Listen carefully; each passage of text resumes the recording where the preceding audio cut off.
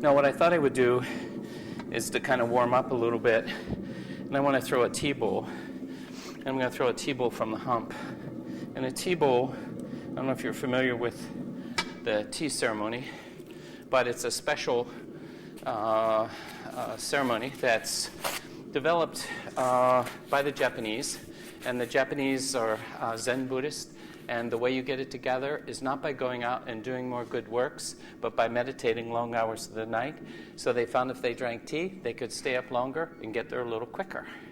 So they ritualized the drinking of tea and embraced a lot of the principles of Zen Buddhism, that a person would spend many, many years to learn to serve tea in the most beautiful manner possible.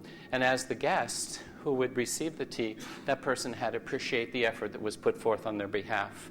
So when you would come to tea, they would have wet the pathway for you. And then when you get close to the tea house, there would be a stone water basin and a ladle. And then you begin to wash the dust of the material world away to begin to prepare you for this wonderful moment. And this moment should be as if this would be the last time you would see that person. So it puts a heavy onus on it.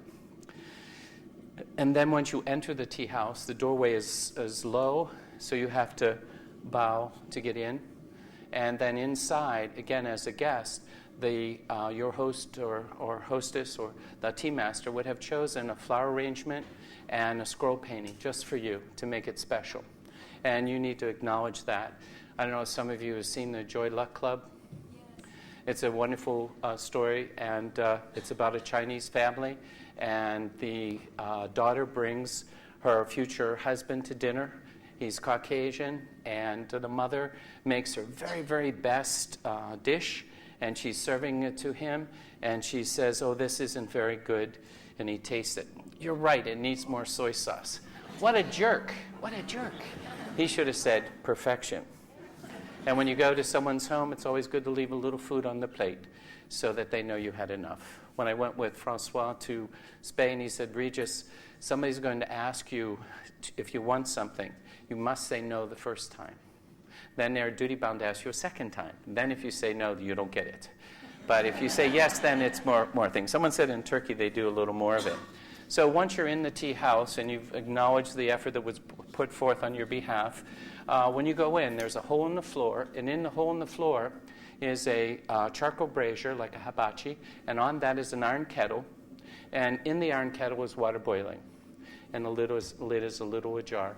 And the sound of the water boiling, these aren't everyday sounds, and as if the sigh of the wind blowing through the pine trees. So it's a really beautiful, quiet, sensible centeredness that you're trying to get, and stillness. These are all some of the important things to achieve. So around that would be the tea bowl, and the tea caddy, and the spoon, and the little whisk. These would all be handcrafted, and the ladle to get the boiling water out. And Balanchine would be so impressed with the choreography associated with the placement of the things. Nothing is hurried.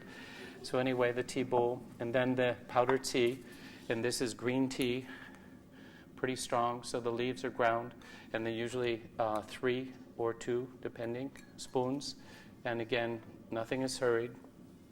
Everything is, and even the sound is not accidental.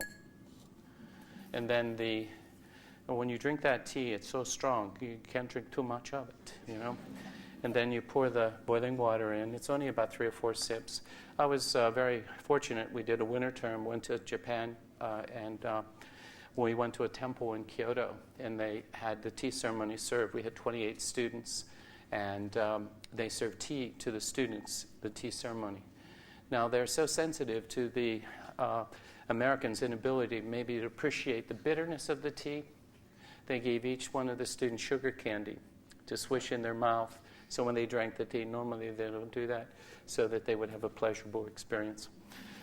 So then with that boiling water in, then it's whisked up. So you can see the shape of the bowl is ideally suited for this.